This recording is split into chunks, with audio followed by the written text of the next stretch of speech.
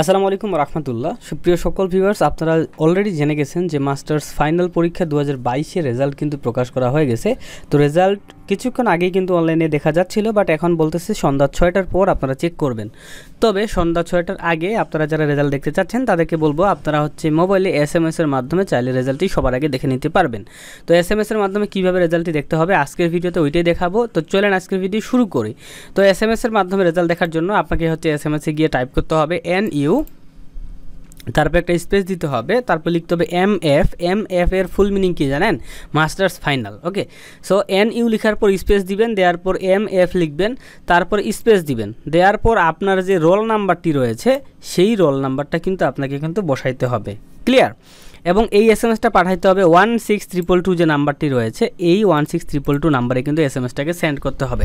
Send করার একবার send করবেন, ঠিক আছে? করার পর যদি আপনার রেজাল্টটি দেখায় তাহলে তো দেখাইলো, আর না দেখাইলে আপনারা আর টাকা নষ্ট করবেন না। আপনারা কিন্তু মেসেজের মাধ্যমে রেজাল্ট চেক করবেন না, তখন অনলাইনে রেজাল্ট চেক করবেন। আর অবশ্যই ভিডিওটাতে আমি বলে দিচ্ছি টেলিটক সিম ছাড়া অন্য সিমে রেজাল্ট নাও আসতে পারে। সো আপনার আশেপাশে বা আপনার নিজের কারো যদি টেলিটক সিম থাকে তাহলে রেজাল্টটা চেক করবেন।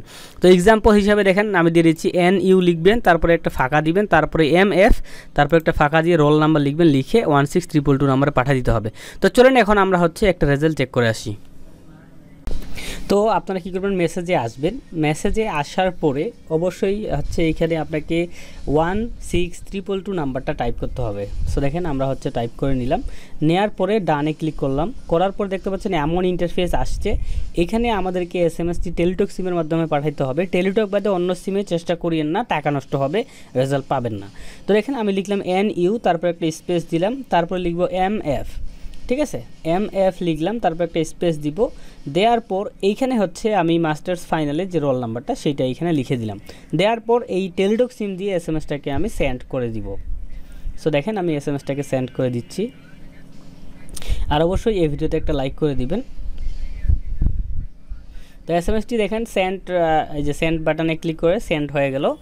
এখন এই যে সেন্ড বাটনে ক্লিক করে যে সেন্ড করলাম আমি SMS-টা, এই যে করে দিলাম, এখনও সেন্ডিং দেখাচ্ছে, সমস্যা নাই, সেন্ড হয়ে যাবে। দেখেন SMS-টা কিন্তু সেন্ড হয়ে গেছে। এখন আমাদেরকে ফিরতি SMS-এর মাধ্যমে আমাদেরকে এই যে রেজাল্টটা জানাই দিছে। দেখতে পাচ্ছেন প্রথমে নাম লেখা আছে, তারপর লেটার গ্রেড লেখা আছে, কত লেটার গ্রেড পেয়েছে, এবং শেষে লেখা আছে দেখতে পাচ্ছেন যে CGPA কত পেয়েছি, 2.63, ঠিক আছে? Powered by Teletalk. So Teletalk দিয়েই কিন্তু আপনারা চেষ্টা করবেন। তো এইটাই ছিল ভিডিও। আর অবশ্যই একবার SMS করার পরে যদি না আসে পরবর্তীতে আর SMS করার দরকার নাই, তখন বুঝে নেবেন যে SMS করে রেজাল্ট আসবে না, আপনাদেরকে অনলাইনে চেক করতে হবে। তো সকলে ভালো থাকবেন, আল্লাহ হাফিজ।